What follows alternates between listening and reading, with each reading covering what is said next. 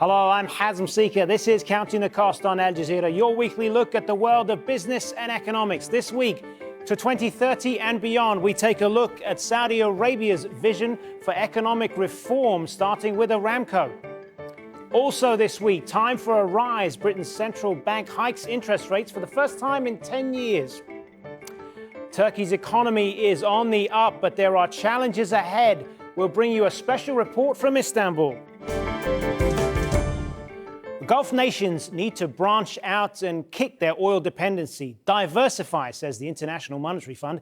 That warning comes as Saudi Arabia continues to work out how to sell around 5% of its state-run oil producer Aramco. It's a deal that could raise more than $100 billion. The plan is at the heart of an ambitious economic reform program, which includes a new $500 billion megacity near the Red Sea. It's hoped the extra money from the sale will make Saudi Arabia less reliant on the black gold in the long term. All of this comes against a backdrop of economic challenges at home.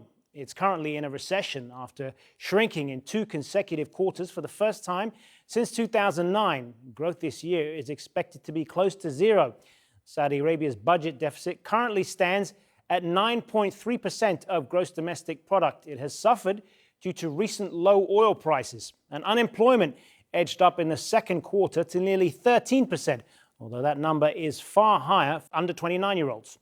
Well, joining us now from London is Aham Kamil. Aham is the head of the Middle East and North Africa research team at Eurasia Group. Good to have you with us, Aham. So how is Saudi Arabia's Vision 2030 looking right now? Is it realistic? I think it's at the beginning and the end, it's a vision. It's aspirational more than anything, and they're trying to implement key parts of it.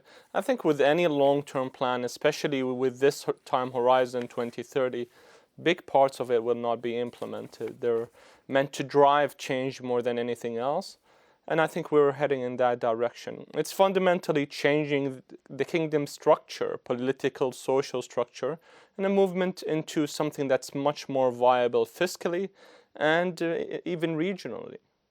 But there are some big challenges at the moment when we're talking about the Saudi economy. High unemployment, it's officially in recession right now. Oil prices haven't completely cooperated the way they would like. How do you see all of those challenges affecting how Saudi Arabia goes forward? So I think that the short-term challenges are very linked to oil prices, and I think we're beginning to get some form of a recovery there, not sufficient to rebalance the economy or get to fiscal rebalancing, but we're probably going to head there by 2020, 2021.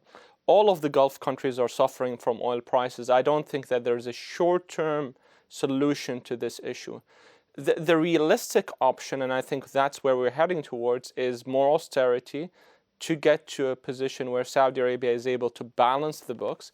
But at the same time, fundamentally, the long-term structural issue is unemployment, finding jobs for Saudis, restructuring the economy so that not only state revenues are not derived from oil, but the economy has an engine that is not oil-based or not energy-based. And I think that's why we have projects like NEOM. That's why we're getting liberalization of the stock exchange. And that's why we're getting some structural reforms to get the private sector to play a bigger part of the economy. This is practically the end of the Saudi state dictating all economic activity, a much more liberal Saudi Arabia. Isn't it also about the need for cash, and particularly with the Saudi Aramco IPO? Sure, I think Aramco's IPO is actually linked to the issue of finding sufficient or additional cash to invest in local business ventures, and I think that's particularly the plan. In terms of fiscal needs, I don't think that the money from Aramco will go directly to fund the budget. I think that they're borrowing enough locally and internationally. Oil prices have rebounded to a level where they don't need a large amount of cash or a cash injection. But it's domestic investment that's important for Saudi Arabia right now, finding ways to stimulate the economy, and getting the public investment fund, basically their sovereign wealth fund, to invest in projects to revive the Saudi economy or shift it towards something less based on energy. And that diversification drive is why the state needs to sell a piece of Aramco. There's also a number of unanswered questions with regard to the Saudi Aramco IPO, how it's going to be listed exactly, how big the stake will be, who gets to take part, transparency is an issue. I mean, how is the Saudi government addressing all of those concerns? The local listing is quite easy and it's not problematic, even from a regulatory perspective. The question then becomes in regards to an international segment or an international sale. And I think that if we do get a private placement or private sale to some investors, then it will probably delay an international listing.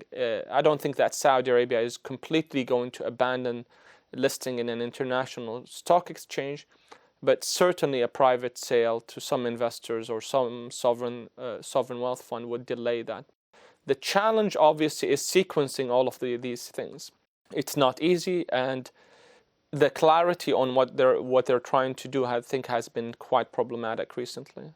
Talking GCC, though, there's also this plan for a GCC Wide Value-Added Tax, a sales tax on all goods. How is that going to affect things? I mean, is there a concern that that's going to dampen growth? Absolutely. I think any effort to really expand the revenue base, find new sources of income in the GCC economies at a time when you have economic slowdown is going to be difficult, challenging, and is going to present real problems for these governments.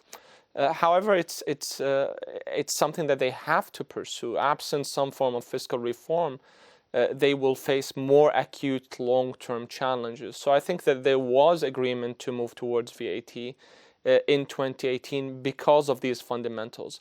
Oil prices just will not rise to a level where the GCC budgets or the old form of GCC budgets can be sustained. So everyone is pursuing in one way or another fiscal reform, and that involves expanding the revenue base. But essentially, this is all about Saudi Arabia trying to wean itself off of its dependence on oil. Do you think ultimately it's going to be able to do that?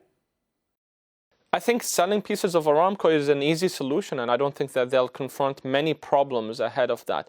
The problem will be in terms of where to list, how much value they get for Aramco. But since Aramco contributes a vast majority of the state's income, selling a portion of that, diversifying, solves a piece of that problem.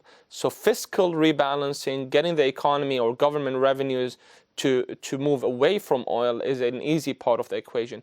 Getting Saudi Arabia's economy proper, actual employees, actual Saudis, to diversify is a more daunting challenge over here.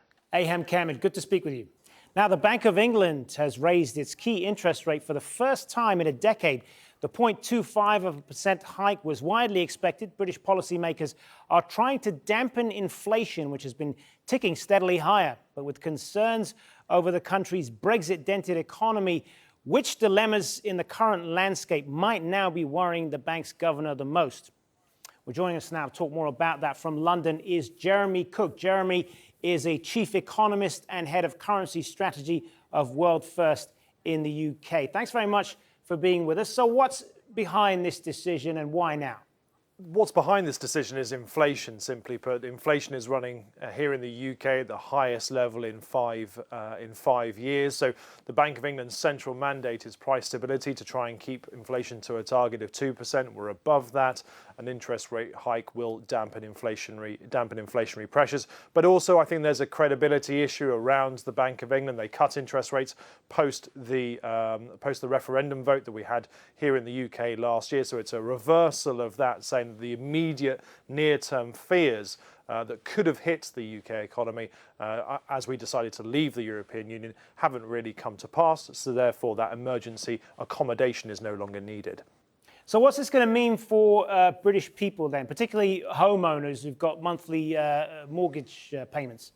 Well, if you took the average mortgage of around £200,000, which is about the average mortgage here in the UK, you'd be looking at 25 basis points, adding about £30 to your monthly repayments. So, in the grand scheme of things, that doesn't sound like much. But if the Bank of England is looking at not just one interest rate hike and maybe 2 or 3 over the course of the next couple of years, obviously 3 will take it closer to £100. And if you get to about £100, that's about 5% of the average take-home wage. Now, here in the UK, the majority of our economy is based around consumption. It's based around spending. It's based around the high street and why people are going out there and flashing the cash.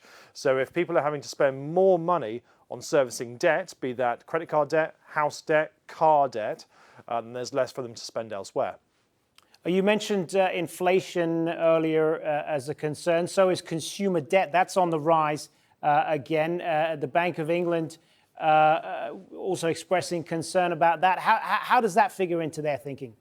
Well, they don't want to burst the bubble themselves. I mean, consumer debt has expanded pretty dramatically over the course of the past couple of years. The spending that has kept the UK economy going has come from either consumers running down their savings accounts or putting things on plastic. So we have to sit there and say, is the retail sales bubble going to burst if people can't spend anything anymore because they're worried about the repayments? The vast majority of spending, however, is done on fixed rate debt. So this interest rate rise that we saw from the Bank of England won't immediately affect that, but at the margin it may mean that some people who were thinking about taking on more debt may stop them in their tracks. Another question that people are asking as well is, after this, is there going to be another rate rise and when? And the Bank of England in their statement seemed to be cautious about that, implying that there might not be another rate rise until perhaps late next year, and then another one after that in 2020 perhaps. What's your take on that? Yeah, so we think this was a hike really in name only. This was 25 basis points, but if you look at the reaction of the pound, for example, we're back to levels that we last saw pre anyone really talking about an interest rate hike in November. So the market has pretty seriously discounted away the likelihood that we see further interest rate increases over the course of 2018 and maybe 2019. The Bank of England is now very, very data dependent, i.e. it'll be looking at the data, the inflation, wage, retail sales, growth, trade, all of this coming together and forming a picture about whether the UK economy, A, needs an interest rate rise, but B, is also strong enough to take another interest rate rise. We believe that as we get closer to the 2019 deadline, the Article 50 deadline on Brexit, that the UK economy data will continue to remain quite poor, and therefore the Bank of England will not be able to raise interest rates at when they want to. Jeremy Cook, thanks very much for being with us. Thank you. Still to come on Counting the Cost. Talking Turkey, we dig a bit deeper into the country's strong recovery this year. The cleanup of a contaminated fishing community in Nigeria has finally begun nearly 10 years after 2 oil spills. Shell pipelines had corroded, and the result saw millions of litres of crude oil pour into creeks and swamps around the Niger Delta. Ahmed Idris reports. Be on your job. A devastated mangrove swamp is being prepared for restoration in Nigeria's delta. This used to be the breeding ground for fish and other marine creatures. For a month now, these workers have been clearing sludge and other contaminants. It's about trying to mop up that oil which is free within the environment, within the mangroves on the water. But I think more important than that, phase 1 is about quantifying and designing the more robust phase 2 cleanup, which will be about physically agitating, cleaning, flushing, and where necessary, ex situ treatment of the sediments. Mike Cowing was part of the United Nations Environment team that reported on the extent of the pollution. Progress is slow. After removing the topsoil and the debris, workers try to flush the oil from the mud and riverbed. Then the floating oil is trapped by the booms installed right over there as the oil floats. The process will then move upriver. This needs to be repeated in some 4,000 hectares of mangrove swamp in Bodo, one of the worst affected communities in the oil-rich Niger Delta. For now, the focus is on cleaning and restoring only 1,000 hectares in Bodo after 4 years of difficult engagement with the local community. Years of inaction by all companies and government, in addition to more spills, only made the devastation worse. The bigger cleanup is still at the planning stage. There's a clear determination to make this work. The impact we are cleaning up is not just from the spills that we are talking about. There have been lots of illegal activities around that space, and all that. And that's also one of the biggest concerns we have. The illegal activities he's talking about include sabotage of the pipelines and the theft of oil, and that is still happening. The construction of 5 huge reservoirs in Qatar are almost complete. Once finished, they'll be among the world's largest reservoirs with a capacity of some 100 million gallons of water each. But is this project sustainable? Laura Burden-Manley visited the site. Construction workers trickle through this large hall, but in less than a year, it will flow with water. These workers are putting the finishing touches to one of the largest reservoirs ever built. Taking a step outside reveals the true scale of this $4.7 billion project. It's so big, engineers couldn't find cranes that could stretch the length of it. Each reservoir contains around 100 million gallons of water.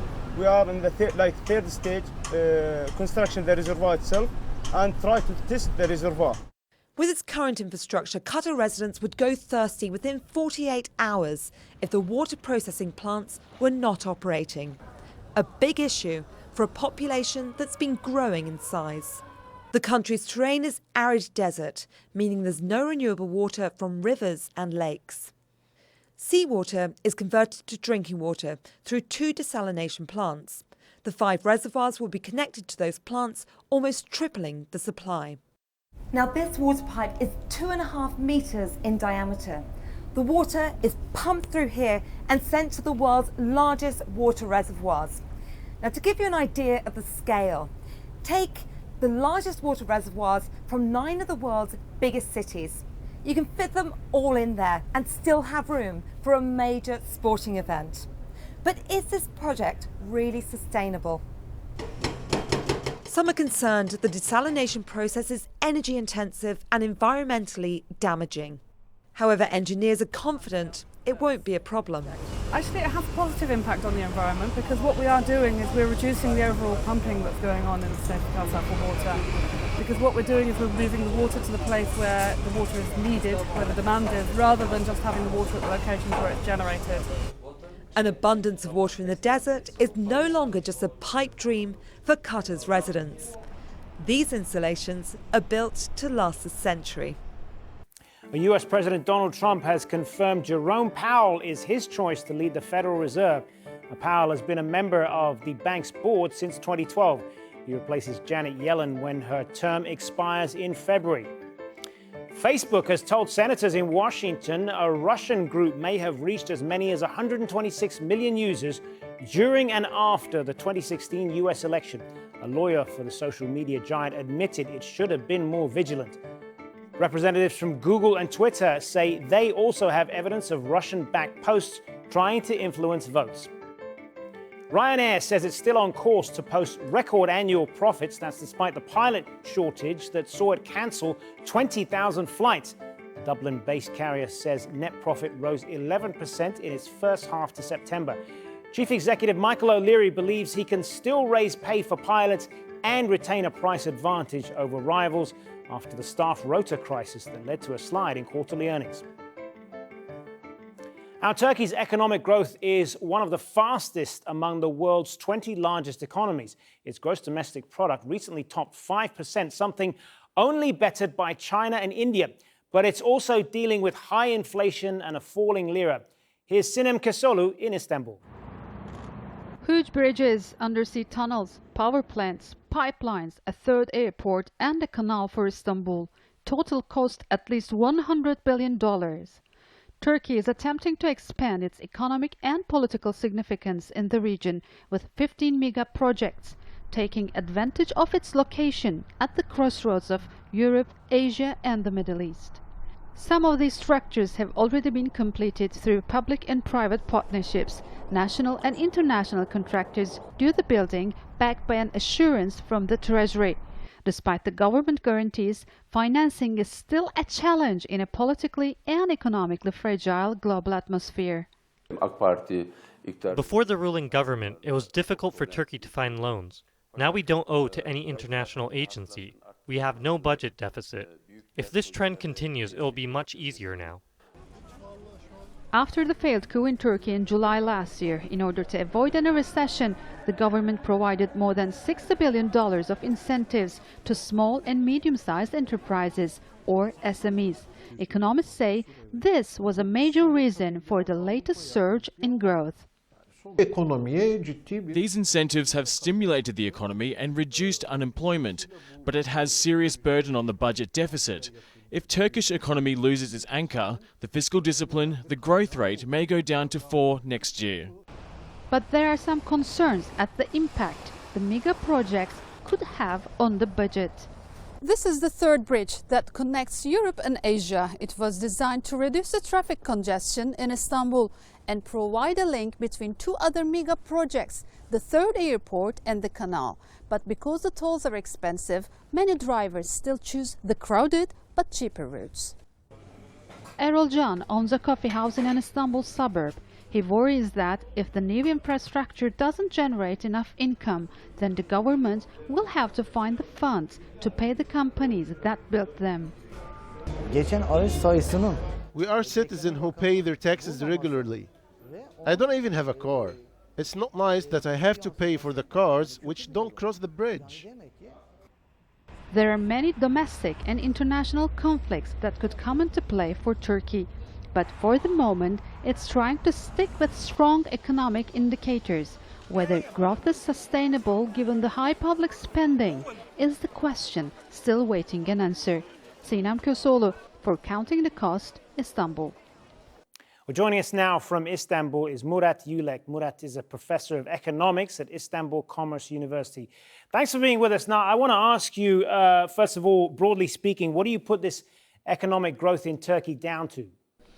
Well, there are a number of reasons. As you know, last year we had some political problems in Turkey, so there is a kind of a base effect which takes this year to a further level.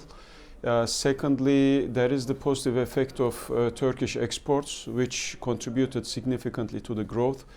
Another one is the tax policies at the beginning of the year, which was in the way of reducing taxes for automobiles as well as white appliances. And lastly, there was another major factor, which was in the first quarter or so, there was a positive stimulus from government expenditures, which pushed the economy a little bit, and the outcome is that now Turkish growth is the third officially in the world for the first half of this year. Well, Turkey is also trying to deal with double-digit inflation at the moment. It's projected around 9 or 10% until the end of the year. What's behind that, and how can it be brought down? There are basically two reasons for it. Number one is a very let's say, fast-growing economy, which drives inflation high, or at least it prevents it to go down. And secondly, there was from last year, end of last year, there was the depreciation of the Turkish lira, which now is starting to push the prices up. But actually, by the end of the year, we expect that there will be some small respite, although not a very strong one. And probably in the first half of the next year, we will see further reduction in the inflation rates. Well, there's a number of what are called mega projects going on in Turkey right now. Tunnels, bridges, airports, all kinds of construction going on. How is all that tied into the economy, and will it be done on time? Well, yes, you are very right that Turkey is like a construction site right now. In the last 10-15 years, it has been like that. One reason for that was that Turkey is obviously a very large country in terms of territory. It needs a lot of infrastructure. In the past decades, that demand for infrastructure investment could not be met properly. and adequately, partly because of budgetary reasons. In the last 10-15 years, the government started to benefit from build, operate, transfer type private sector financed modes of, let's say, investment infrastructure. They are on time. For example, the third bridge, which is considered one of those large or mega projects, was inaugurated before the scheduled time. Murat Yulek, thanks for being with us. Welcome. And that is our show for this week. Get in touch with us by tweeting me at Hazim Seeker, and do use the hashtag AJCTC when you do, or drop us an email. Counting the Cost at aljazeera.net is our address. But there's more for you online at aljazeera.com/CTC. That'll take you straight to our page, which has individual reports, links, and entire episodes for you to catch up on. That is it for this edition of Counting the Cost. I'm Hazim Seeker from the whole team. Thanks for joining us. The news on Al Jazeera is next.